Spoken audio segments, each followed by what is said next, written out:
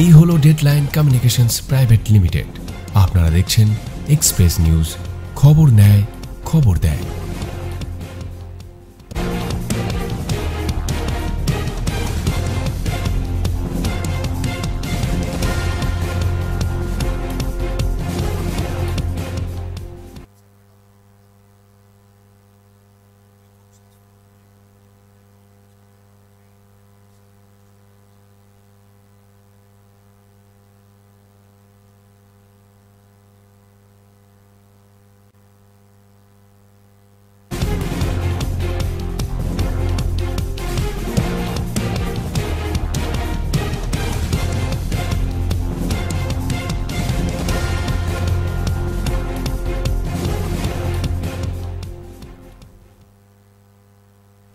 নমস্কার, আপনারা দেখছেন এক্সপ্রেস অনলাইন। আমি আপনাদের সঙ্গে সব্যসাচী।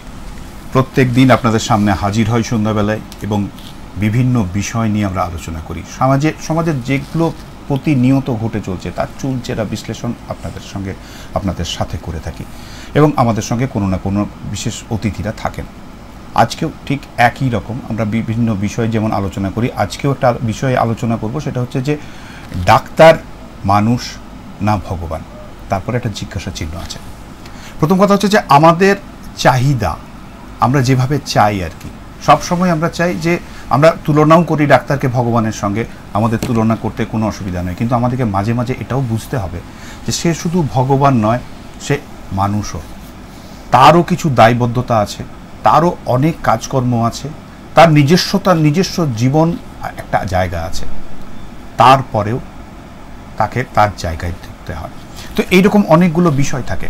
আমরা বিগত 1 মাস 3 দিন প্রায় হতে চলি একটা বিষয় নিয়ে গোটা রাজ্য, গোটা দেশ এবং বিদেশ তোলপাড় হয়ে আছে।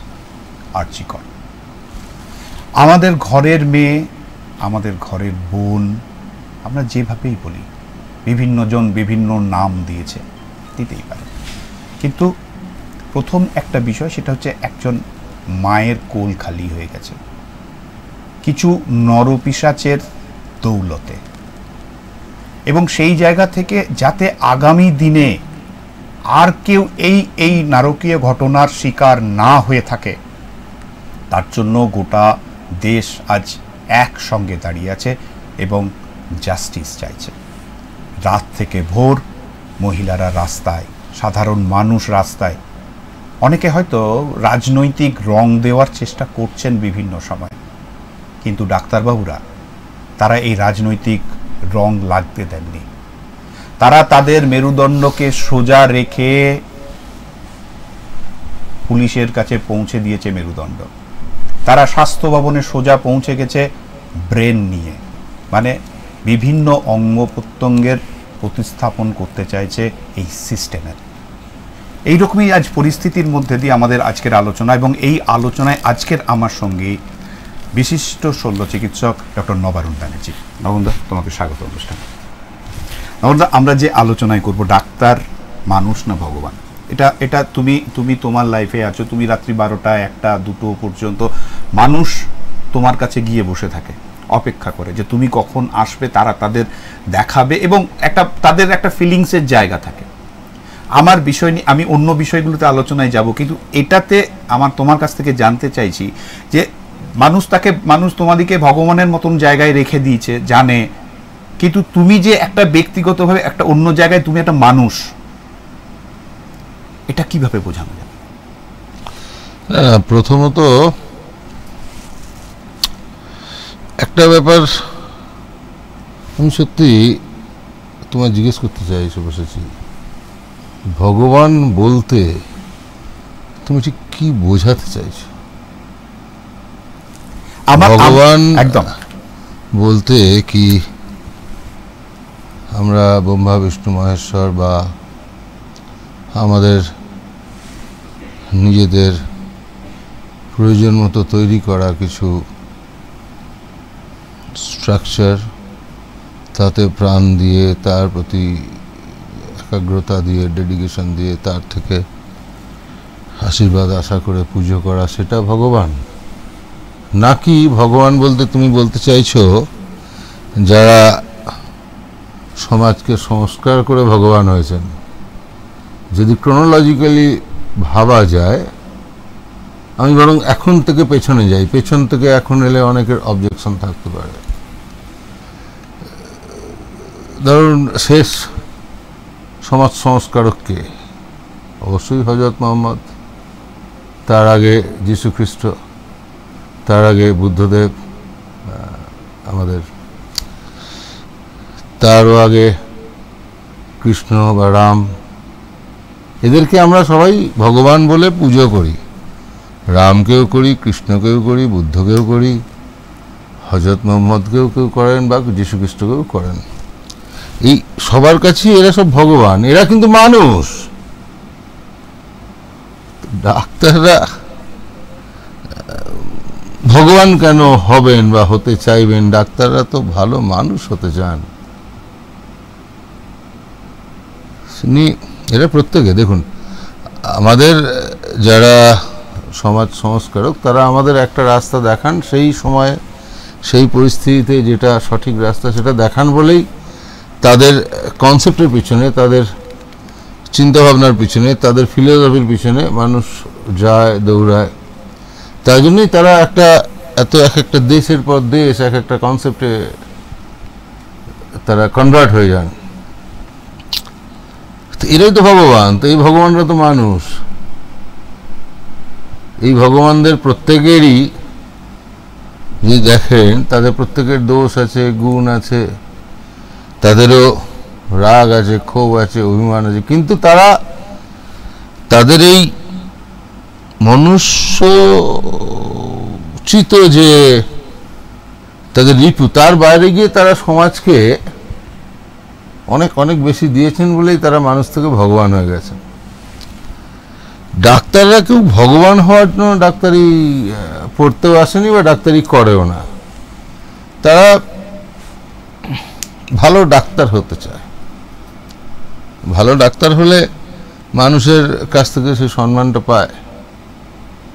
তার জন্য এটা সত্যি কথা, তাদের কম্প্রোমাইজ করতে হয়। আপনি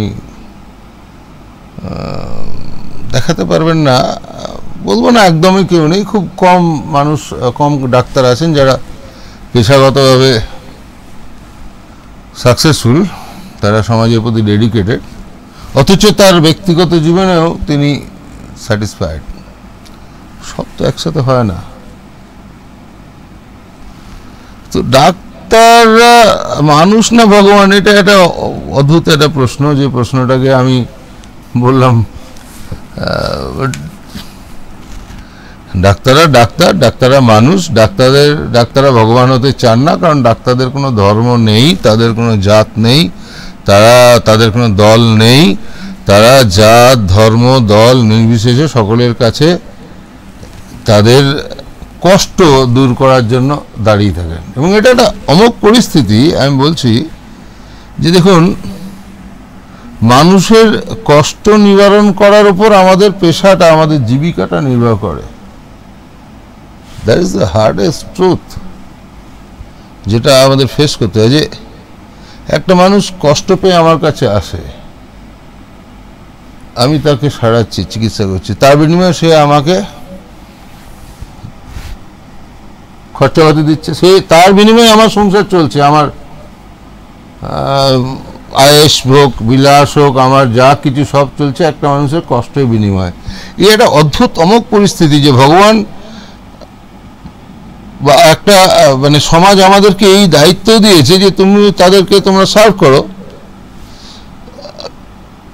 আবার তারা যখনই আমাদের সেই তাদের হার্ড আর্ন মানি, তাদের রক্ত জল করা পয়সা আমাদের দিচ্ছে, তার তো মনে ক্ষোভটা থাকছেই। এটা একদম বাস্তব, এই রূঢ় বাস্তব থেকে আমরা বেরোতে পারি না। একদম তুমি তোমার মতন করে ঠিকই বলছো, কিন্তু ঘটনা হচ্ছে যে তুমি যখন বললে না যে মানুষের কষ্টের নিবারণের জন্য তোমাদের পেশাটাকে, তোমাদের পেশায় আছো, যে পেশাটাতে মানুষ যখন তার চরম কষ্ট যখন সে ভোগ করে, তখন সে হয় ঈশ্বরকে ডাকে। মানে তথাকথিত তুমি যাদের কথা বলতে বলতে এলে, তারা তখন ঈশ্বরকে সামনে রাখে যে তার কষ্টটা বলার জায়গা সেই জায়গাটা, এবং কষ্ট নিবারণ করতে পারলে সেই করতে পারবে। সেকেন্ড থিং, আমাদের শারীরিক কষ্টের যে জায়গাটা, যেখানে প্রাণ ফেরানোর যে জায়গাটা থাকে, যেটা অন্য কারো হাতে থাকে না, তাদের বিশ্বাস, তাদের ভরসা, সাধারণ মানুষের ভরসা কিন্তু তোমরা। আমার ভগবান বলার জায়গাটা, এবং আমার প্রশ্ন চিহ্ন আছে, আমার প্রশ্ন তুমি ভগবান না তুমি মানুষ সেখানে নয়। আমার প্রশ্নের জায়গা যেটা, সেটা হচ্ছে যে ভগবান মানুষ ভাবলেও তোমারও তো একটা ব্যক্তিগত জীবন আছে, তুমি তো রক্ত মাংসে গড়া মানুষ, মানুষের চাহিদা তোমার কাছে অনেক বেশি। একজন ডাক্তারের কাছে যে চাহিদাটা একটা মানুষ করে, একজন ইঞ্জিনিয়ারের কাছে এতটা চাহিদা তার নেই, অন্য কোনো প্রফেশনে যারা আছে তাদের কাছে এত চাহিদা নেই, কিন্তু একজন ডাক্তারের কাছে যে চাহিদাটা আছে, আজকে তুমি বলো না সব থেকে বড় জায়গা যেটা, সেটা হচ্ছে যে আজকে একটা সিস্টেম, টোটাল সিস্টেমটা কোলাপস হয়ে আছে। মানে এটাই তো আমাদের আমি আসছি সবচেয়ে বড় সম্মান, যে শুধু সম্মান নয়, মানুষ সেইভাবেই নেয় তো তোমাদের। আমি বলছি এটাই তো আমাদের সবচেয়ে বড় সম্মান, যে আজকে হয়তো আমাদের ব্যক্তিগত জীবন, ব্যক্তিগত পরিসর অত সুখের নয়, কিন্তু মানুষ আমাদের যে সম্মান দেন, তারা কষ্ট পেয়েও, মানে আমি কিভাবে বোঝাবো, আমার ব্যক্তিগত একটা দুটো অভিজ্ঞতা ঘটনা বলি। আমাকে হঠাৎ করে একজন মহিলা, বয়স্ক 65 মতো বয়স, হঠাৎ একদিন এসে কয়েকটা ডিম, কিছু ফুলকপি, কিছু সবজি এবং 2000 টাকা হঠাৎ চেম্বারে এসে দিয়ে গেলেন। আমি বললাম, এটা কী ব্যাপার মা? বললো যে না বাবা, আমি প্রায় 7-8 বছর আগে ওর একটা প্লাস্টার করেছিলাম, তখন আমার কাছে পয়সা ছিল না, আমি বলেছিলাম তোমায় কাল এসে দিয়ে যাবো, 2000 টাকা বাকি রেখে গিয়েছিলাম। তো আমার আর আশা হয়নি, আমার টাকা তখন জোগাড় হয়নি, ছেলে বাইরে থাকতো, পরে এসছে, দূরে পরিযায়ী কাজ করতো, তো আজকে তাই নিয়ে এসছি টাকাটা। আর ঘরের দুটো সবজি হয়েছিল, আমি কিন্তু ভুলে গেছি। আমাদের মনে থাকা সম্ভব না, 7-8 বছর পর আমি কার থেকে কী কবে পেতাম, কিন্তু এই যে সেই মানুষটা ভোলেনি, এর চেয়ে বেশি সম্মান আমরা কোন পেশা এর চেয়ে বেশি সম্মান দিতে পারে? একদম আমার সেই জায়গাটাতে, তো ওইখানে তো আমাদের ভগবান হওয়ার দরকারটা কি আছে? আমরা মানুষ হয়ে ভালো আছি, আমরা মানুষ হতে চাই। আমরা যদি একজন সুস্থ স্বাভাবিক পূর্ণ মানুষ হতে পারি, তাহলে আমরা সমাজকে অনেক বেশি দিতে পারি, যা তথাগত ভগবান যা দেন, বেশি না হলেও। মানে আমরা 10 জন এরকম মানুষ মিলে, 100 জন মানুষ মিলে হয়তো একজনের সমকক্ষ হতে পারে। একদম।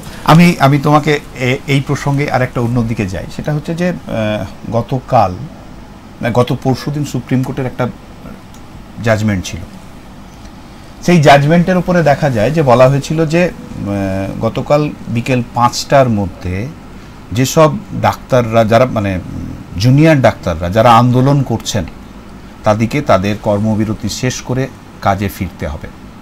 যদি তারা কাজে না ফেরে, তাহলে রাজ্য সরকার এই বিষয়ে কোনো রকম কোনো আইনি পদক্ষেপ নিলেও নিতে পারে বা করতে পারে। আমার প্রশ্ন তোমার কাছে, যে এই যে ডাক্তারদের এই যে ধরো আজ 130 দিন, 1 মাস 3 দিন, 1 মাস 2 দিন, 32 দিন, এই যে লাগাতার তাদের যে আন্দোলন, সেই আন্দোলনকে তোমরা যারা সিনিয়র আছো, কারণ প্রথম কথা হচ্ছে প্রায় 1 লাখের মতন যদি আমরা ডাক্তার ধরি, তো সেখানে তো 7,500 ডাক্তার এই আন্দোলনের মধ্যে রয়েছে। আমি বলি তাহলে তোমাদের মানসিকতা কি আছে, তোমরা কি ভাবছো এটাকে নিয়ে? না, দুটো পার্ট। সুপ্রিম কোর্ট বলেছেন, ঠিকই বলেছেন, যে স্বাস্থ্য পরিষেবাটা ভেঙে পড়া যাবে না, সেই জন্য স্বাস্থ্য পরিষেবা ঠিক রাখার জন্য ডাক্তারদের আন্দোলনটা আপাতত থমকানো দরকার, এবং সেজন্য রাজ্য প্রয়োজন হলে ব্যবস্থা নিতে পারে। নিশ্চয়ই রাজ্যের হাতে ল অ্যান্ড অর্ডার আছে, রাজ্যই ব্যবস্থা নিতে পারেন।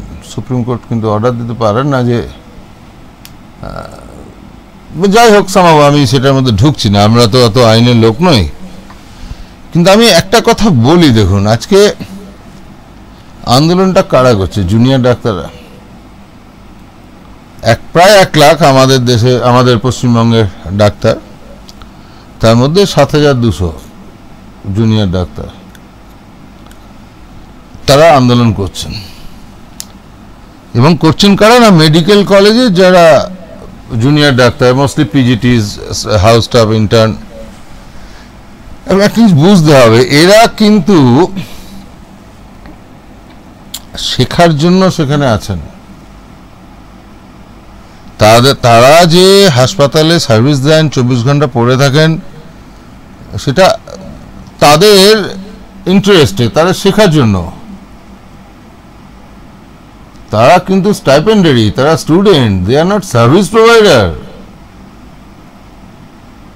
আজকে প্রবলেমটা এই জায়গায়, আমরা যেটা মনে করি, আমি আমার ব্যক্তিগত মত বলছি, the problem of the system is that যে আজকে মেডিকেল কলেজগুলো কেন এই জুনিয়র ডাক্তারদের পরিষেবার প্রতি এতটা নির্ভরশীল হবে? মেডিকেল কলেজগুলোতে প্রয়োজনীয় সংখ্যক স্যালারিড ডাক্তার থাকতে হবে। একজন স্যালারিড ডাক্তার, তারা তো সার্ভিস দিচ্ছে এবং তারা সার্ভিস দিতে বাধ্য। আমার যদি যে সার্ভিস হোল্ডার, তার একদিন একটা সার্ভিস ব্রেক হয়ে গেলে বিরাট ব্যাপার, তার সব কিছু আটকে যায়। জুনিয়র ডাক্তার তো তা নয়, তারা স্টাইপেন্ডারি, তারা শিখতে গেছে। এবং অদ্ভুত ফ্যালাসিটা আমি বলি একটা কথা, এটা বলাটা হয়তো ঠিক নয়, তবু বলছি। আজকে গোটা পশ্চিমবঙ্গ থেকে, দূর দূরান্ত থেকে, দার্জিলিং, কার্শিয়াং, কালিম্পং থেকে, ক্যানিং থেকে, ডায়মন্ড হারবার থেকে, কি আমার এখানে আসানসোল, বারাবণী, জামবনি থেকে, সব জায়গা থেকে রুগীরা রেফার হয়ে কলকাতার মেডিকেল কলেজগুলোতে যাচ্ছে। 5টা মেডিকেল কলেজ আমাদের সময় ছিল, এখন আরও 2-3টে হয়েছে। তারা এখানে দেখিয়ে টার্সিয়ারি কেয়ারে যাচ্ছেন। তারা primary health centre, block health centre, subdivision hospital, district hospital পেরিয়ে মেডিকেল কলেজে তারা যাচ্ছেন কিনা, they are going to get a tertiary care, মানে সর্বোচ্চ ডাক্তারি পরিষেবা পাওয়ার জন্য তারা যাচ্ছেন। তাদের এই সর্বোচ্চ ডাক্তারি পরিষেবাটা কি জুনিয়র ডাক্তাররা দেবে? জুনিয়র ডাক্তাররা শিখতে যাচ্ছেন, জুনিয়র ডাক্তাররা সেখানে কোয়ালিটি অফ সার্ভিসকে মডিফাই করতে পারেন। একবার কনসালটেন্ট বা সিনিয়র ডাক্তার দূর থেকে বলে দিলেন, ঠিক আছে বাবা ভালো আছো, মা ভালো আছো, জুনিয়র ডাক্তার তার মাথা হাত বোলাতে পারেন, কিন্তু জুনিয়র ডাক্তার তার বাঁচা মরা ডিসাইড করতে পারেন না। জুনিয়র ডাক্তার তার ট্রিটমেন্টটা, গাইডলাইন্সটা শোনেন সিনিয়ররা কি বলছে। জুনিয়র ডাক্তারের আন্দোলনের জন্য 23 জন মারা গেছে কি 43 জন মারা গেছে, এই প্রসঙ্গটাই আসার কথা নয়। কারণ জুনিয়র ডাক্তাররা, বললাম, তারা বাঁচা মরার সিদ্ধান্ত নেওয়ার বা সেই ধরনের ক্যাটেগরিক্যাল ডিসিশন বা ক্যাটেগরিক্যাল কোনো স্টেপ নেওয়ার জায়গাতেই নেই। তাদের স্টুডেন্ট, সিনিয়ররা বলবে, তারা এক্সিকিউট করবে। তারা maximum they can take care of the services. ঠিক আছে, একটু ভালো পেলো, তাই সে দুবেলা দেখতে পেলো, সে রুগীটার সাথে গিয়ে দুবার গল্প করলো, সে জানলো কি প্রবলেম হলো, স্যার এই কথা বলে গেলেন, এই চিকিৎসা দিলেন। এবং আপনি যদি ডেথগুলো দেখেন, মোস্টলি কি কার্ডিয়াক অ্যারেস্ট। তাই জুনিয়র ডাক্তার এই কার্ডিয়াক অ্যারেস্টে ট্রিটমেন্ট দেবে না, সিনিয়র দেবে। জুনিয়র ডাক্তার তার সাপোর্টটা দেবে, বললে সিপিআরটা কর, সিপিআরটা সে করবে। অথবা কি একটা head injury, neurosurgery, junior doctor brain খুলবে। তাই জন্য কি সেই মানুষটা আজকে বললাম প্রত্যন্ত গ্রাম থেকে গিয়ে পিজিতে এনআরএসে আরজি করে গেছে? তারা যায়নি। তারা কিন্তু আশা নিয়ে যাচ্ছে যে আমি একজন এরকম স্কিল্ড, হাইলি স্কিল্ড টার্সিয়ারি লেভেলের একটা হাসপাতালে টার্সিয়ারি কেয়ার পাওয়ার জন্য যাচ্ছি। আপনারা এখান থেকে অ্যাপোলো ছুটছেন, ভেলোর ছুটছেন, এইমস যাচ্ছেন, ডাক্তারের নাম ধরে যাচ্ছেন না, আপনি যাচ্ছেন কি না, I am going to get a tertiary care, আমি খুব ভালো একটা সিস্টেমের মধ্যে পাবো। তো জুনিয়র ডাক্তারদের ব্লেম করে কি হবে? জুনিয়র ডাক্তাররা, they are not suppose to give the tertiary care, they are there to learn. And রুগীরাও, তাদেরকে যদি আজকে জুনিয়র ডাক্তারদের দিয়ে চিকিৎসা করাতে হয় এবং জুনিয়র ডাক্তারদের গাফিলতির জন্য যদি কোনো রুগী মারা যায়, সেইটা তো একটা টোটাল সিস্টেমিক ফেলিওর। একটা রুগী তার চিকিৎসা কেন জুনিয়র ডাক্তারদের উপর ডিপেন্ডেন্ট হবে? তাতে কেন এটা হয়েছে? কারণ কি আমার এই হাসপাতালগুলোয় স্যালারিড ডাক্তার কম বা রেগুলার ডাক্তার তারা কম, সেই গ্যাপটা জুনিয়র ডাক্তারদের দিয়ে আমরা ফিল করছি। কিন্তু মানুষ সেজন্য যাচ্ছে না, এই ব্যাপারটা বুঝুন। আজকে আমি এখানে একজনকে রেফার করলাম, ভাই কলকাতা মেডিকেল কলেজ যাও, কি পিজিআই এনআরএস যাও, কি আরজিকর যাও, সে ওখানে আমার চেয়ে সিনিয়র কারোর থেকে চিকিৎসা পাওয়ার জন্যই যাচ্ছে। সে সেই ভাবছে তো গিয়ে কার কাছে চিকিৎসা পাচ্ছে, আমি যাদের শিখিয়েছি তারও যারা জুনিয়র ট্রেন করতে তার কাছে জন্য যাচ্ছে কি? তো মানুষকে এই বোকা বানিয়ে লাভ নেই। জুনিয়র ডাক্তারদের কর্মবিরতির জন্য এতজন মারা গেল না, রোগীর মরা বাঁচাটা জুনিয়র ডাক্তারের হাতে নেই, তার কেয়ারটা জুনিয়র ডাক্তারের হাতে আছে ডেফিনেটলি, কারণ তারা কেয়ার দেয়, they are not the decision maker. এবং তারা যদি তাই হয় সেটা তো সবচেয়ে লজ্জার। মানে তাহলে এই যে ধরো আমরা গোটা রাজ্য জুড়ে আমরা মেডিকেল হাব বলে চিৎকার করে বেড়াচ্ছি, বিভিন্ন জায়গায় মাল্টি স্পেশালিটি হসপিটাল বলে যেসব বড় বড় কথা বলছি, যেদিকেই তাকাচ্ছি সেদিকেই নীল সাদা রঙের বড় বড় বিল্ডিং দাঁড়িয়ে আছে, কাজের কাজ কি হচ্ছে? দেখুন, এইটা আমি একটা কথা বলি, এটা প্রত্যেক রাজনৈতিক দল বা রাজনৈতিক চিন্তা ভাবনার পোষণকারী মানুষের তাদের নিজস্ব কনসেপ্টকে স্প্রেড করার একটা পরিষদ থাকে। বামফ্রন্টের আমলে সব কিছু লাল ছিল, এখন নীল সাদা হয়েছে। এইটা তো আমরা রাজনীতির লোক নই, আমরা রাজনীতি করতে চাইও না, আর করবো না আশা করি। কিন্তু এইটা ফ্যাক্টর না কি নীল সাদা রং হয়েছে, কি গেরুয়া রং হয়েছে, কি লাল রং ছিল। আমাদের না, আমি বলছি আজকে অদ্ভুত অসহায় লাগছে, আমি খুব মানে ফ্র্যাঙ্কলি বলছি, খুব অসহায় লাগছে। আমরা কাউকে ব্যক্তিগতভাবে কোনো মানুষকে দোষারোপ করতে পারি না বা চাইও না। আমি তো পার্সোনালি বললাম, ব্যক্তিগতভাবে কি দোষারোপ করব? প্রত্যেক নেতাই বলুন, কি আইএএস বলুন, কি আইপিএস বলুন, প্রত্যেক প্রতিষ্ঠিত মানুষের ঘরেই শিক্ষিত মেয়েরা আছেন, তারা চান তাদের মেয়েরা একটা সম্মানের জায়গায় সব জায়গায় কাজকর্ম করুক। তাদের সিকিউরিটি নিয়ে সবাই কনসার্ন। আজকে আপনি যদি ভারতবর্ষের ডেমোগ্রাফিক প্যাটার্নটা দেখেন না, আমাদের আগের জেনারেশনে আমাদের বাবা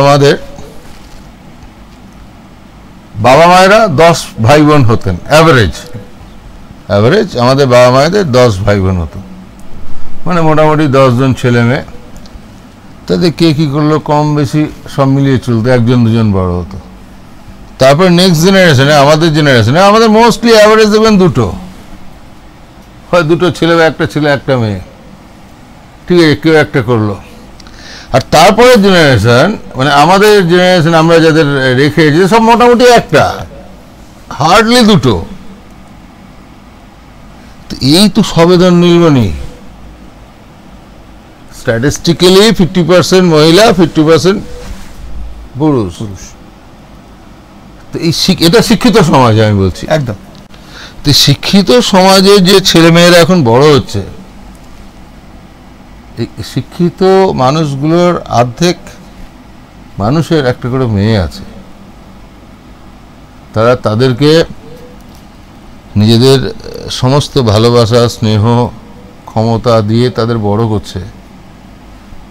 তা সে আইএসি বলুন, আইপিএসসি বলুন, ডাক্তার বলুন, ইঞ্জিনিয়ার বলুন, বা নেতাই বলুন, সাধারণ লেম্যানেরই কথা যদি বলি, তাদের কিন্তু এখনো ফার্টিলিটি রেটটা বেশি। আমি আমি বলছি যে সো কল্ড দিস সোসাইটি যারা আজকে মুভমেন্ট করছে, কেন মুভমেন্ট করছে? আজকে মুভমেন্টটা শুধু ডাক্তাররা করছে না, এই মুভমেন্টটার মধ্যে আপনি দেখেন সেই সো কল্ড সেই নাগরিক সমাজটা আছে যাদের একটা খুব বেশি হলে 2 সন্তান, যার 50% মেয়ে, এবং তারা কিন্তু ছেলে মেয়ে বিভেদ না করে নিজেদের যতটা সম্ভব দিয়ে তাদেরকে মানুষ করার চেষ্টা করছেন। এবং তারা চাইছেন এমন একটা সমাজ, এমন একটা সোসাইটি যেখানে ছেলে মেয়ের কোনো বিভেদ নেই, সেখানে তার মেয়ে মাথা উঁচু করে কাজ করবে, তার মেয়ে মাথা উঁচু করে একটা অ্যাচিভ করবে, সে তাতে আনন্দ পাবে। ছেলে বড় হলে বাপের আনন্দ, আর মেয়ে হলে বিয়ে দিয়ে দিলাম শেষ, এই কনসেপ্ট থেকে বেরিয়ে গেছে সভ্য সমাজ। এবং আমি বললাম তাতে যেমন নেতারাও আছেন, তাতে পুলিশরাও আছেন, তাতে মন্ত্রীরাও আছেন, তাতে আইএসরাও আছেন, ডাক্তাররা বা বাকি সবাই, সমস্ত সাংবাদিক সবাই, তো কেউ চান না যে এই জিনিসটা হোক। এটা একদম বাস্তব। এই যে মুভমেন্টটা হচ্ছে, এটা দলমত নির্বিশেষে, আজকে কোনো পার্টিকে এন্ট্রি দেওয়া হচ্ছে না। দ্যাটস দ্য মোস্ট বিউটিফুল একদম একদম একদম part of the whole thing. It's an absolutely a political movement. মানুষ নেমেছে, শিক্ষিত মানুষ নেমেছে, তুমি একটা যে কথাটা বললে সেটা এবং এই জন্য নেমেছে যে তার ভবিষ্যৎটা, তার ভবিষ্যৎ প্রজন্মটা সেটা সিকিউর করার জন্য। একদম। আমি তুমি যেটা বলে সেটা হচ্ছে সিকিউরিটির কথা তুমি বললে। প্রত্যেকটা মানুষ, যে কোনো তারা যে কোনো প্রফেশনেই হোক, যে জায়গাতেই থাকুক, তারা সবাই চাইবে যে একটা তার যে কন্যা সন্তান হোক বা পুত্র সন্তান হোক, যে কোনো যে জায়গাতেই হোক, তার সিকিউরিটিটা যেন ভালো থাকে, সে যে জায়গাতে যে কোনো প্রফেশনেই থাকুক। আজকে যে জুনিয়র ডাক্তাররা আজ 32 দিন ধরে টানা লাগাতার বিভিন্ন পরিস্থিতির মধ্যে দিয়ে, জল বৃষ্টি, মানে যেভাবে তারা যে আন্দোলন করছে, তাদেরও তো চাহিদা সিকিউরিটি, তারা তো অন্য কিছু চাইছে না। কিন্তু সেই চাওয়াতেও আমাকে তুমি বলো যে তুমি একজন ডাক্তারের কথা বাদ দিয়ে তুমি অ্যাজ এ মানুষ হিসাবে, রাজ্য সরকার তোমার আমার সাধারণ মানুষের ট্যাক্স পে টাকাতে সুপ্রিম কোর্টে একজন বিখ্যাত উকিলকে এত টাকা খরচা করে পাঠানোর কি মানে হয়? তারাও তো রাজ্য সরকার তো জাস্টিস চাইছে। আমি বলি, দেখো Subrata ji, everybody has got his own logic. প্রত্যেকটা মানুষের নিজের কাজের পিছনে আত্মপক্ষ সমর্থনের একটা লজিক থাকে। যে চোর চুরি করছে তার পেছনে তার লজিক আছে, যে ডাকাত ডাকাতি করছে তার পেছনে তার লজিক আছে।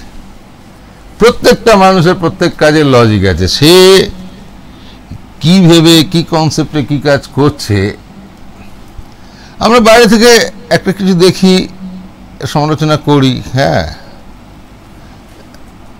আমাদেরও বিভিন্ন কাজ নিয়ে এরকম সমালোচনা তো আসে। এই কন্ট্রোভার্সিটার মধ্যে আমার মনে হয় এই পরিস্থিতিতে হয়তো না যাওয়াই ভালো।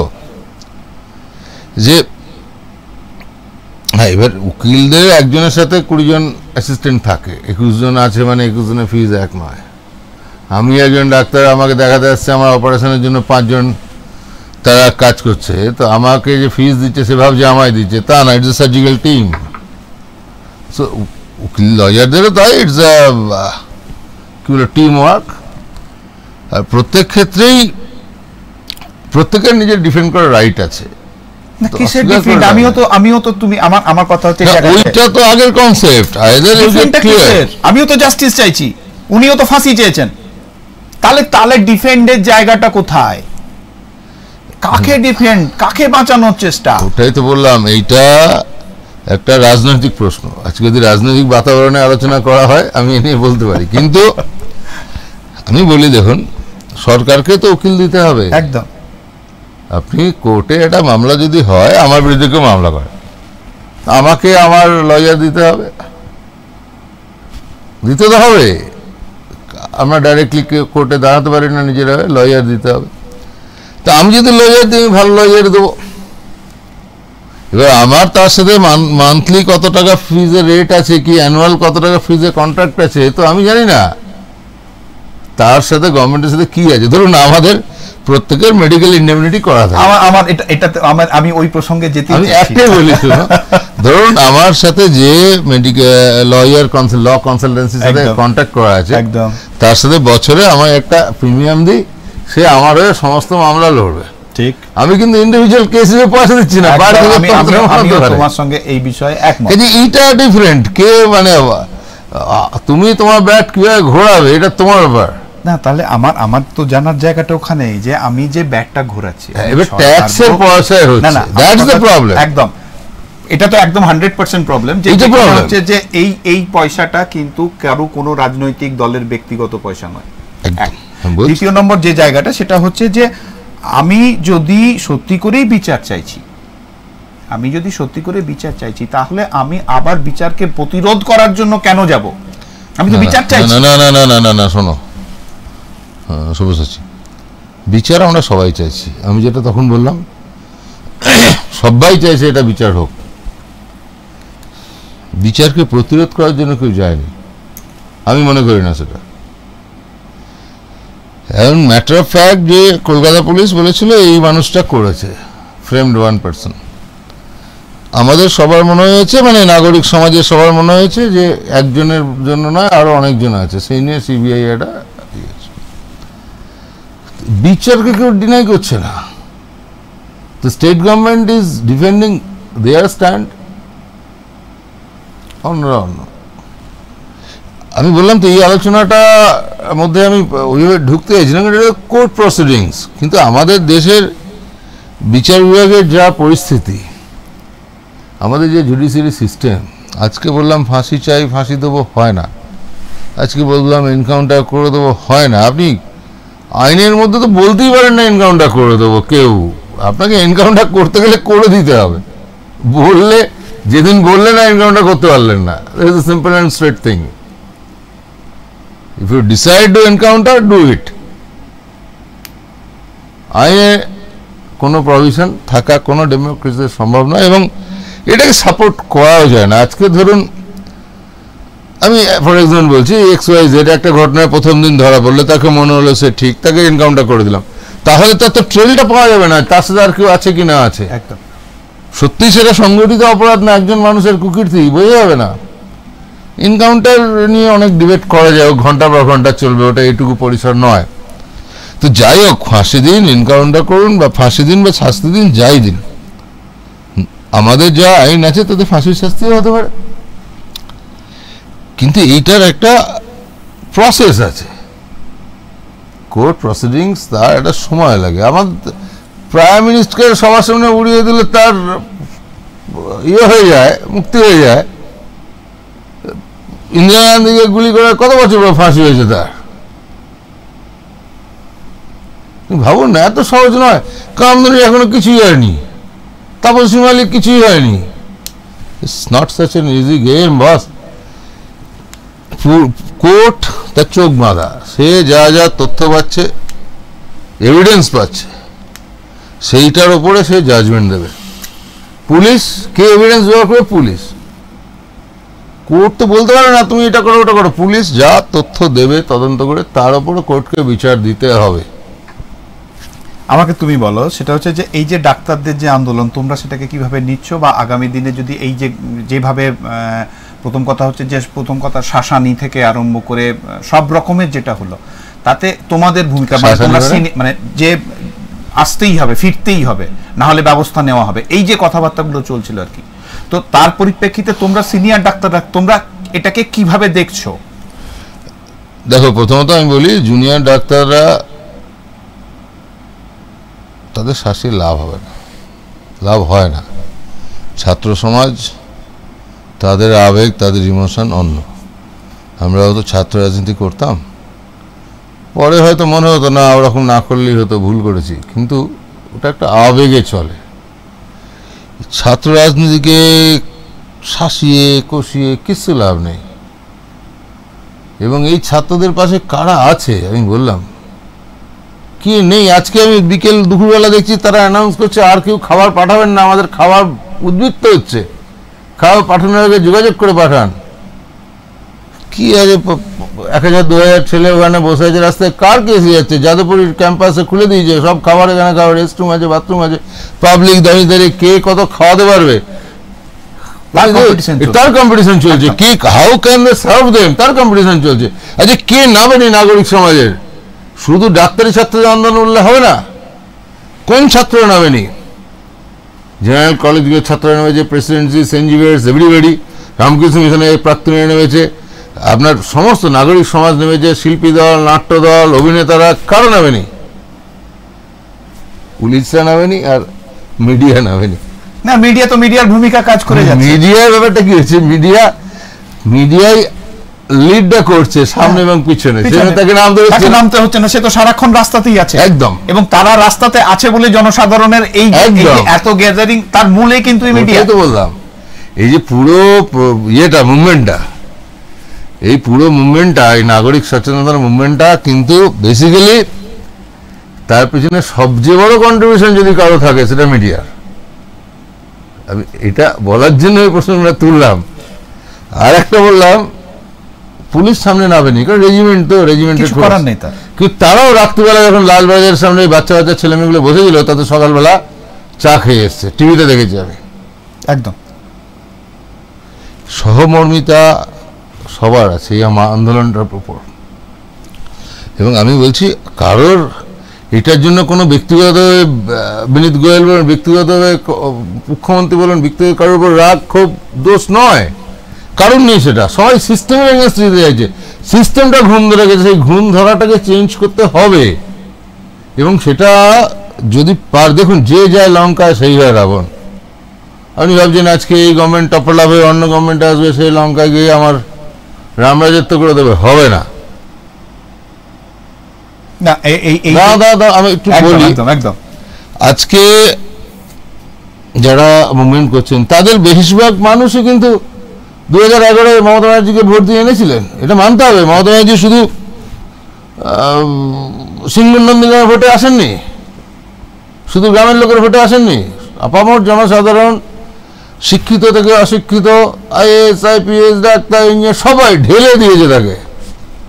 তখন তো লক্ষ্মীর ভাণ্ডার ছিল না। আজকে যদি ভাবেন যে মমতা ব্যানার্জি যে না ঠিক আছে এই আন্দোলনকে আমি ইগনোর করবো, লক্ষ্মীর ভাণ্ডারের জোরেই আমি এগিয়ে যাব, তখন লক্ষ্মীর ভাণ্ডার ছিল না, তখন সবাই আপনাকে দিয়েছে। আজকেও আপনার পেছনে সেই জনসমর্থন আছে। আজকে যদি সিস্টেম পাল্টাতে হয় আপনি পারবেন, ভূমিপুর কেউ এসে সিস্টেম পাল্টাতে পারবে না। এই বিশ্বাসটা আপনাকেও আবার জনসাধারণের মধ্যে ফেরাতে হবে। কি আছে, বাচ্চা বাচ্চা ছেলে মেয়ে আপনার সন্তানের মতো, ইগো নেওয়ার কিচ্ছু দরকার নেই। তারা তো আবেগে আছে, বাচ্চা বাচ্চা ছেলেরা, তারা আবেগই থাকবে। কিন্তু আবেগটাকে একটু ইগো থেকে বেরিয়ে এসে সম্মান দিতে হবে। সম্মান নেমে আসুন না সবাই একটা জায়গায়, কি 20 জনের জায়গায় 30 জন যাবে, তাতে কি এসে যাবে? তারা কি ছুরি বন্দুক নিয়ে যাচ্ছে?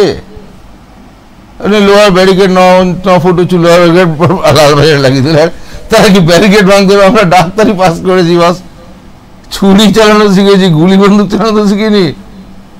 ছুরি মানে স্ক্যালপেল, একদম জীবন দিতে, নট দ্য সোর্ড। একদম। তো ওটাই বললাম, আলটিমেট সেই 9 ফুটের ব্যারিকেড খুলে তাদের let us make it so simple. 9 ফুটের ব্যারিকেড খুলেও দিল, মেরুদণ্ডটাও নিয়েও নিল। আরে ওটাই তো বললাম, দেখুন তার ভেতরে তো দুঃখটা আছে। একদম। তার বাড়ির মেয়েরাও তো কোনো না কোনো জায়গায় কাজ করছে, পড়ছে, তাদের সিকিউরিটি নিয়ে তার চিন্তা নেই, পুলিশের চিন্তা নেই। তার মেয়ে কি করছে?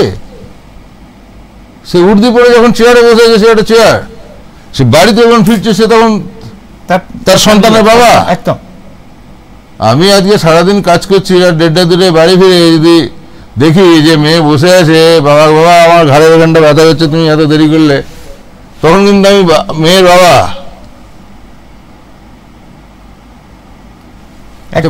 এই ব্যাপারটা তো পুলিশদেরও আছে, এই ব্যাপারটা তো সবার আছে। এই তো মানে আমি বলবো এই স্ট্যান্ড স্টিল অবস্থা থেকে না ইমিডিয়েট বেরিয়ে আসা দরকার, এবং সেখানে ওই বড়দেরকেই ছোট হতে হবে। মানে স্নেহ সর্বদা নিম্নগামী, মানে বুঝলে, স্নেহ কখনো ঊর্ধ্বগামী না। আচ্ছা, আমাকে তুমি বলো যে এই যে তুমি একটু আগে কথাটা বললে, আমি তোমাকে ছোট্ট একটা জিনিস বলে দিই। সেটা হচ্ছে যে তুমি বললে যে লঙ্কায় যায় সেই রাবণ হয় না, একদম ভুল তথ্য। প্রথম কথা হচ্ছে রামও লঙ্কায় গিয়েছিল, লক্ষণও লঙ্কায় গিয়েছিল, এরা দুজনেই কেউ রাবণ হয়নি। কিন্তু ঘটনা হচ্ছে যে পরিস্থিতি অনুযায়ী পরিস্থিতি তৈরি করে দেয়। আমার কথা হচ্ছে যে চলে এসেছিল লঙ্কা থেকে, লঙ্কা গিয়ে থাকেনি, কিন্তু ছিল। যাই হোক, আরেকটা তোমাকে মনে হয় যে যখন প্রথম প্রশ্নটা এলে যে ডাক্তার হবে না ভগবান হবে, তোমার কি মনে হয় রাম খুব ভালো ভগবান? না না না, আমি ওই প্রসঙ্গে যেতেই চাইছি না, আমি ওই প্রসঙ্গে চাইছি না। আমার প্রসঙ্গ একটা জায়গায়, সেটা হচ্ছে যে মানুষের ফিলিংস। আমি অন্য কোথাও কোনো বিষয়ে যাচ্ছি না। আমিও বলছি না ভগবান কি আছে না আছে, আমি বলছি মানুষ তোমাদিকে, মানে যারা ডাক্তার পেশার সঙ্গে যুক্ত, তাদের কাছে তাদের সঙ্গে আলাদা কোনোভাবে নেই। তারা একই জায়গায় একই চরিত্রে তারা তাদেরকে সেই জায়গায়, তাদের মানসিকভাবে তারা সেই জায়গাটাকে ধরে নিয়েছে। কিন্তু আমার না, আমরাও তো দেখো এখন কিভাবে পড়াশোনা করানো হয় জানি না। আমাদেরকে মাস্টারমশাইরা বলতেন যে তোমরা একজন ডাক্তার হচ্ছ, এই রিক্সাওয়ালারা তোমায় নিয়ে আসছে, সেও বিস্কুট কিনছে, ট্যাক্স আছে, সেই পয়সা তোমরা ডাক্তার হচ্ছ। আমাদের ক টাকা ছিল, 23 টাকা না 33 টাকা সেশন চার্জ ছিল, ভাবা যায় না, আমি বলছি তো। তো বলতেন মাস্টার যে তোমরা এটা কোনো ভুলো না, যে তোমাদের পেছনে যে এত টাকা খরচা, যে খরচাটাই একদম গ্রাউন্ড লেভেলের ট্যাক্স পেয়ারা তারা দিচ্ছে। তো আমাদের ভিতরে না সেই একটা ভ্যালুজ তখন স্যারেরা ঢুকিয়ে দিতেন, যে না you will have to serve, তোমাকে সমাজকে কিছু দিতে হবে। এই জায়গাটাই এখন জানি না আমি, এখন তো যেটা প্রকাশ্যে একটার পর একটা আসছে। তুমি যেটা বললো, যে তুমি বললে তোমার মাস্টাররা তোমাকে শিখিয়েছে, তোমাদের শিখিয়েছে যে টাকাটা নিচ্ছ সেটা সাধারণ মানুষের ট্যাক্স পেয়ারের টাকা। এখন প্রাইভেট কলেজ আজকে কি শেখাচ্ছে? আজকে শেখাচ্ছে যে ওই কলেজে তোমাকে চান্স পাই দেবো, যেটা গতকালের, আমি যদি কালকের কথা বলি, যে 8 লক্ষ টাকার কথা উঠেছে একজনের, এবং মানে তার নাম্বার বাড়ানোর জন্য। আমাকে একটা জিনিস বলো, তুমি একজন নিজে ডাক্তার, নাম্বার বাড়িয়ে ডাক্তার হওয়া, সেই ডাক্তার কি চিকিৎসা করবে? দেখো আমি বলি, আমাদের সময় না প্রত্যেকটা MBBS এ অ্যাটলিস্ট 70% সাপ্লি পেত, মানে সবাইকেই একটু হলেই স্যারেরা সাপ্লি দিয়ে দিতেন। সাপ্লি মানে কয়েক মাস পরে আবার সেই সাবজেক্টে সে পরীক্ষা দেবে, দিয়ে যত ডাক্তার দেখো পুরোনো আমলে, বললাম 70% সাপ্লি, এটাই ছিল রুল। এবং তাই নিয়ে আমরা কেউ ভাবতাম না, বা কেউই ভাবতো না, কারণ সে ওই যে পরে 1 মাস ওই সাবজেক্টটা পড়ে আবার পরীক্ষা দিল, তাতে সে ওই সাবজেক্টটা মাস্টার হয়ে যেত। That was the strategy of those teachers, যে একটুখানি খামতি দেখছো, ঠিক আছে 1 মাস ওদের 2-3টে সাবজেক্টে বসিয়ে দেবো, এই 12টা সাবজেক্ট। দেখো ডাক্তারি পড়ার মতো মানে কি হলো, এত বার্ডেন আমি মনে করি না অন্য কোনো কিছুতে আছে। এত সাবজেক্ট, তার এত স্ট্রিম, এত লোড, এত ফাঁকপোকে থাকেই। তো স্যারেরাও যে জায়গাটা মনে করতো না এই ছেলেটার এই জায়গাটা ডেভেলপ করা দরকার, কম আছে, তাকে সেটা সাপ্লি দিত। রাগ করতাম না আমরা কেউ, কারণ সাপ্লি পাওয়া মানে পরে 1-2 মাস শুধু এইটা নিয়ে পড়া, এবং সে ওটাতে মাস্টার হয়ে যেত। This the reality. এখন শুনছি নাকি গণস্কেলে পাস করিয়ে দেওয়া হয়, আরে। এবং এটা আমার ডাক্তার বন্ধু বান্ধব যারা এখন বিভিন্ন মেডিকেল কলেজের প্রফেসর, অ্যাসিস্ট্যান্ট প্রফেসর বা সিনিয়র HOD, বেশিরভাগই তো আমার সমবয়সী, আমার সমসাময়িক, আমাদের ব্যাচের। আর তখন তো 4টে মেডিকেল কলেজ, মোটামুটি আমাদের ব্যাচের কোন কলেজে কে আছে সবাইকে চিনতাম। এক একটা কলেজে 150 জন 100 জন স্টুডেন্ট। হ্যাঁ, কলকাতায় 500 আর এধারে মিলে 750, এই তো ম্যাক্সিমাম। তো চিনি এই জন্য বেশিরভাগই নামে মুখে, তাদের সাথে গ্রুপেও কথা হয়, হোয়াটসঅ্যাপ সমাজের এতে।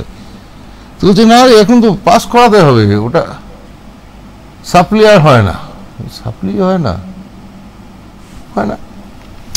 তো ন্যাচারালি এই যে মানে আমি ডাক্তারি ডিগ্রিটা ঘাড়ে লাগিয়ে দিলাম, আর তারপরে মানে কি হলো, গোদের ওপর বিষ পড়া হচ্ছে এই প্রাইভেট মেডিকেল কলেজেস।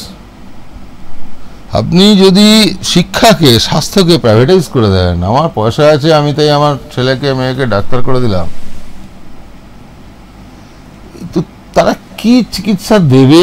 বা হয়তো দেবে, চিকিৎসা ভালো দেবে, কিন্তু তারা চিকিৎসকের চেয়ে একজন বড় কর্পোরেট ক্লায়েন্ট হবে। সেই জন্য আমার বাবা আমার 2 কোটি টাকা খরচা করে ডাক্তারি পড়িয়েছে, তা আমি আগে একটা বড় হসপিটাল বানাবো, আমার 2 কোটি টাকা তুললো। এবার তাতে কি হসপিটালে চাকরি পাওয়ার ক্রাইটেরিয়া কি? লিগ্যালিটিস। ডাক্তারি এখন একটা কমোডিটি। আপনার কোয়ালিফাইড লোককে রাখলে লিগ্যালি সেফ, সে কি করছে না করছে, তার quality of work is doesn't matter, the quality of qualification does matter. বড় বড় কর্পোরেট, আমার রাগ দেখে লাভ নেই, দুঃখ হয়, সত্যি আমাদের দুঃখ হয়। এখন আমরা শেষের দিকে আসছি। আমার তোমার কাছ থেকে জানতে চাওয়া সেটা হচ্ছে যে এই যে ধরো জুনিয়র ডাক্তারদের যে ধর্মঘট, শুধু জুনিয়র ডাক্তারদের ধর্মঘট নয়, সাধারণ মানুষের যে ধর্মঘট আজকে দাঁড়িয়ে ধর্মঘট কোথায় হচ্ছে, এই আন্দোলন, যে আন্দোলন, সেই আন্দোলনকে প্রথম কথা হচ্ছে এই আন্দোলনের রাজনীতিকরণ যেটা হচ্ছে আর কি, বিভিন্নভাবে বিভিন্ন রাজনৈতিক দল তারা তাদের বিভিন্ন রাজনৈতিক দল চাইছে রাজনীতিকরণ করার জন্য। কিন্তু তোমরা তোমাদের জায়গাতে যারা জুনিয়র ডাক্তার, আমরা নয়, যারা জুনিয়র নাগরিক সমাজ করতে দিচ্ছে না, একদম রাজনৈতিক যারা একদম তারা কোনো মতেই কাউকে, এবং আজকেও আমি তোমাকে বলি এর আগের দিন আগের যিনি আমাদের এখন সাংসদ অভিজিৎ গাঙ্গুলি, তাকেও গো ব্যাক শুনতে হয়েছে, অগ্নিমিত্রা পালকেও আজকে গো ব্যাক শুনতে হয়েছে, এবং সবাইকে শুনতে হচ্ছে। তো এই জায়গায় দাঁড়িয়ে এই যে রাজনীতিকরণের চেষ্টা, তো সাহসই পাচ্ছে না সামনাসামনি, একদম একদম একদম সামনে কয়েকজনকে ঠিলে দেওয়া ছাড়া, তো এই যে রাজনীতিকরণের চেষ্টা, এটা কি এই যে আন্দোলনকে অন্যদিকে কনভার্ট করে দেওয়ার জন্য, নাকি আন্দোলনের মুখটাকে স্তব্ধ করে দেওয়ার জন্য, নাকি আন্দোলনকে টেনে আরো লম্বা করে নিজেদের আখের গোছানোর জন্য? দেখুন, এই আন্দোলনের the most beautiful part of this movement is that, সবচেয়ে সুন্দর যে বিষয়টা আন্দোলনের আঙ্গিকটা, এই আন্দোলনটা ছাত্রদের, বাবা মায়ের, নাগরিক সমাজের, সাধারণ মানুষের, ডাক্তার, ইঞ্জিনিয়ার, রিক্সাওয়ালা, প্রেস মিডিয়া, ব্যাংক কর্মচারী, আইটি সেক্টর, সববার, এক্সেপ্ট দ্য পলিটিশিয়ানস। প্রত্যেকে ভোট দেয়, প্রত্যেকের রাজনৈতিক পরিচয় আছে, কিন্তু সবাই রাজনৈতিক ব্যানার ছাড়া আন্দোলনে আছে। That is the most beautiful part of the whole story, যে একটা আন্দোলন নাগরিকরা করতে পারে, তাদের ঘরে সে তার রাজনীতি করে, প্রত্যেকে বললাম তো ভোট দেয়, প্রত্যেকের রাজনৈতিক পরিচয় আছে, কিন্তু কোনো নন রাজনৈতিক ব্যক্তিত্বকে এরা কেউ অ্যাকসেপ্ট করছে না, কেউ অ্যাকসেপ্ট করছে না। এবং কোনো রাজনৈতিক ঝান্ডা ছাড়া এই যে একটা স্পন্টেনিয়াস প্রতিবাদ, এইটা আমাদের তো ধরো 50-51 বছর বয়স অবধি এখনো অবধি কোনোদিন কখনো দেখিনি। ওই কয়েকজন হাতে গোনা বুদ্ধিজীবী ভাতালোভী লোক ছাড়া আর কিছু কিছু লোক ওই যে পারিশ্রমিক আর ভাতার তফাৎ বোঝে না, আমাদের এলাকার একজন আছেন, তো বলছেন এ কেন এই ফেরত দেবে, ও কেন ও ফেরত, মানে হাস্যকর আর কি। এইসব কয়েকজন লোক ছাড়া আপনার কি মনে হয় এরা সবাই বিজেপি, এরা সবাই সিপিএম? তা না, তৃণমূলের লোকও প্রচুর আছে, তারা সবাই চাইছে সমাজটা শোধ রাখ। তারা কেউ চাইছে না এখানে সিপিএম রাজনীতি করুক, এখানে বিজেপি রাজনীতি করুক, এখানে এসিসি রাজনীতি করুক, এখানে কেউ রাজনীতি করুক। রাজনীতি তো চাইবে, ইটস দ্য প্রফেশন। এখন রাজনীতি আদর্শ দেওয়া হয় না, দে আর অল প্রফেশনাল পলিটিশিয়ানস, তাই এটা প্রফেশন, সে এখন ওইখানে খুঁজবে, কিন্তু মানুষ তাদেরকে জায়গা দিচ্ছে না। ভাবুন তো, মানে তুমি ভাবো ওই কি নাম যেন রিম জিম, কোনোদিন তো ওইভাবে আমরা নাম শুনিনি। সে একটা কল দিল, লাখ লাখ মানুষ, একদম গোটা পশ্চিমবঙ্গ জুড়ে সারা রাত রাস্তায় নেমে পড়লো, সারা রাত না 1 ঘন্টা রাস্তা নেমে পড়লো। কি ছিল কলটায়? কোনো রাজনৈতিক ডাক ছিল না। তো মানুষ এখন না, মানে রাজনৈতিকদের উপরও হয়তো বিতশ্রদ্ধ হয়ে গেছে, আমি জানি না হয়েছে কিনা, হলে মনে হয় ভালো হয়। সে তো নিশ্চয়ই, মানে এখন রাজনীতি যে জায়গায় আছে তাতে এরকম একটা অরাজনৈতিক মুভমেন্ট হওয়া ভালো। আমি বললাম গভর্নমেন্ট টপল করা, অমুক করা, ওসব আলোচনা ঢুকে লাভ নেই, ওগুলো দিয়ে কিছু কারো হয় না। ও যে আজকে সিপিএম ছিল, সে কাল সিপিএম ছিল, আজকে তৃণমূল হয়েছে, কাল বিজেপি হবে, আবার আসবে না। এরা প্রফেশনাল পলিটিশিয়ান, আজকে এই কোম্পানির চাকরি করছে, কাল কেউ কোম্পানির চাকরি করবে, এরকম হয়ে গেছে। আদর্শ নিয়ে কেউ রাজনীতি আজকাল করে না, এটা আমাদের মতো সাধারণ মানুষ বা শিক্ষিত মানুষ, কনসাস মানুষ এটা বুঝে গেছে। ওই জন্য তারা আর পারতে দেয় না, কি ঢাকঢোল পেটাচ্ছে, আসছে আসছে, go back go back go back. কিন্তু কাউকে তো একটা ধরতে হবে খুঁটিটা। জানি না ভবিষ্যৎটা কি, তবে শিক্ষিত সমাজকে এগিয়ে আসতে হবে। আমার এখনো মনে হয় শিক্ষিত মানুষদের লিড করা উচিত। আমরা যখন ছোট ছিলাম কলেজ লাইফে, আমাদেরকে আমাদের রাজনৈতিক দাদারা নেতারা বলতেন যে দেখ, যদি শিক্ষিত মানুষ ক্রিম অফ দ্য সোসাইটি দেশকে লিড না করে, রাজনীতিতে না ঢোকে, তাহলে তো ভালো মানুষরা না গেলে সেকেন্ড গ্রেড সিটিজেনরাই রাজনীতি করবে, তো সমাজটা খারাপ হবে। এখন মনে হয় সত্যি ঠিক কথাই বলতো, কিন্তু সেই মোহে, সেই ভালো মানুষ রাজনীতি করবে এই মোহে তো আজকে প্রেসিডেন্সি, যাদবপুর, মেডিকেল কলেজ, এই নকশাল মুভমেন্ট, গোটা বাঙালির হেডটা শেষ হয়ে গেছে। একদম একদম একদম। তো এখন যা পড়ে আছে তা নিয়ে আমাদের চলতে হবে, তো কিছু করার নেই। আমাদের একদম সময় অনেকক্ষণ, মানে একদম সময় শেষ।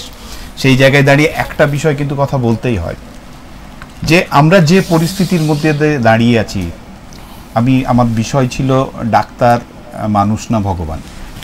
এখন মানুষ যারা এনাদের কাছে যান, তারা তাদের বিষয়টাকে খুব ভালো করে বোঝেন, তারা তাদেরকে কিভাবে দেখেন। কারণ ঈশ্বরের উপর ভরসা আছে, আরেকটা ভরসা আছে ডাক্তারের উপর, যে হ্যাঁ এনার হাতে পড়লে হয়তো আমার জীবনটা আমি ফিরে পাবো, অন্য কারো হাতে হয়তো পাবো না। যাই হোক, আজকের যে পরিস্থিতি, তাতে ডাক্তাররা রাস্তায়, শিক্ষক সমাজ রাস্তায়, তারাও জানে না তাদের ভবিষ্যৎ কি আছে। আজকের যে ডাক্তাররা দাঁড়িয়ে আছে রাস্তার উপরে, তারাও ঠিকঠাক বুঝতে পারছে না কোন দিকে যাচ্ছে তারা, বা তাদেরকে কোন দিকে নিয়ে যাওয়ার পরিকল্পনা করা হচ্ছে। যাই হোক, তারা যেদিকেই যাক, সমাজকে শেখানোর জন্য যে মেরুদণ্ডটা কেমনভাবে সোজা রাখতে হয়, এটা আজকের জুনিয়র ডাক্তাররা আমাদের কিন্তু শিখিয়ে দিয়েছে। কেমন করে আন্দোলন করতে হয়, এই জুনিয়র ডাক্তারদের কাছ থেকে আমাদের শিখতে হচ্ছে। এটা আমাদের কাছে বড় পাওনা। সমাজে এরা এইভাবে যদি সুধার আনতে পারে, সমাজকে সংস্কার করতে পারে, আমার মনে হয় খুব তাড়াতাড়ি সমাজ সুস্থ হবে। ডাক্তারবাবুরা যারা রাস্তায় আছেন, যারা আন্দোলন করছেন, তারা আমাদের এবং যাদের সুস্থ করার জন্য রাস্তায় বসে আছেন, তাদের খুব তাড়াতাড়ি সুস্থ করে দেবেন, এই আশা নিয়ে আজকের অনুষ্ঠান এখানে শেষ করছি। আবার দেখা হবে আগামীকাল অন্য কোনো বিষয় নিয়ে। নমস্কার।